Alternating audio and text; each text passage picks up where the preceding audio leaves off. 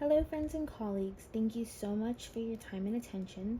Today, we are going to discuss eugenics and the effect that it has had and continues to have on society.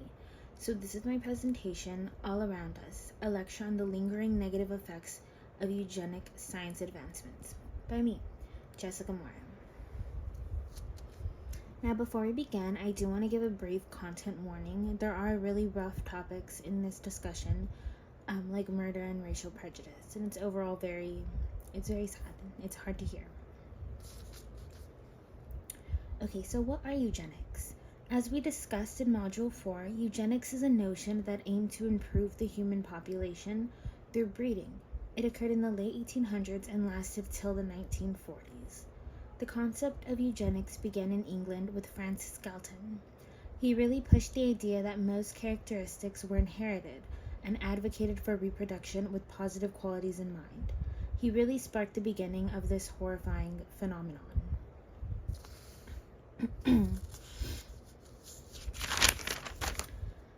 Alrighty, so typically with scientific advancements, we see improvements amongst society, such as medical care, agricultural skills.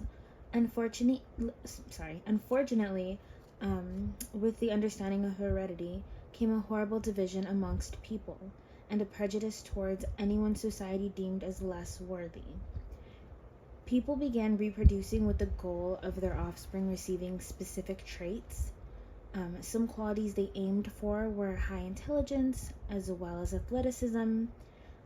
Along with intentional breeding came something much worse: the discouragement of reproduction towards minorities.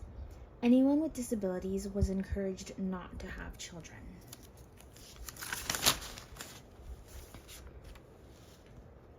Alrighty, now I would like to discuss how eugenics affected America specifically. America was actually the home of the first sterilization law ever, but it would absolutely not be the last.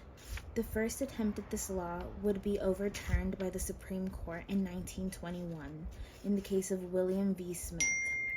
It was declared that performing a vasectomy on prison inmates deemed unimprovable was unconstitutional.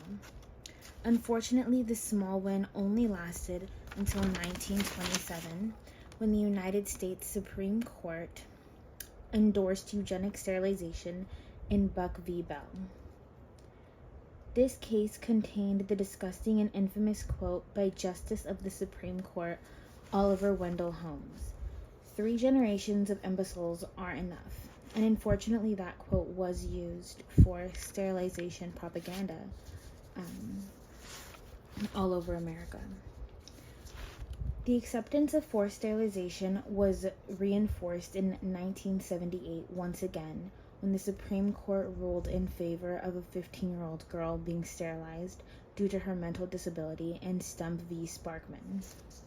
Although this horror seems so long ago, Stump v. Sparkman was just 1 year before my mother was born, and I'm only 23. As we all know,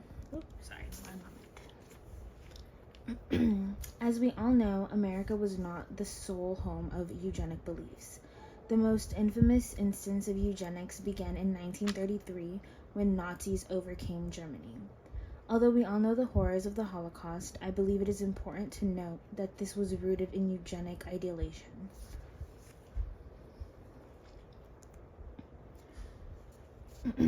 Alrighty, so the article that inspired my final was The Intersectionality of Race, Innovative Medical Research and Eugenics by Herman Facundo Klein Heisling Barrientos. In this article, he discussed the parallels of the past and present, and they shocked me. Unfortunately, these beliefs are still all around us. Okay, now I would like to present to you very present news. This past Tuesday, November 22nd, 2022, the American Senate passed the Respect for Marriage Act, which would legally validate LGBT and interracial marriages.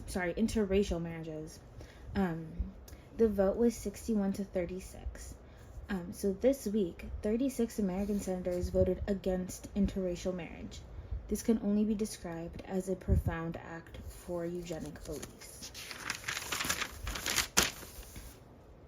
Now I would like to pull your attention to Texas, where this year they banned abortions past 6 weeks. This was a clear and direct target on women in poverty and poor health. They know they cannot force sterilization anymore, so instead, they give people who do not have the health or financial means to have children no choice but to abstain or have unsafe abortions that could lead to permanent illness or death. People with these awful beliefs are still amongst us, and they are using the American government to enforce them.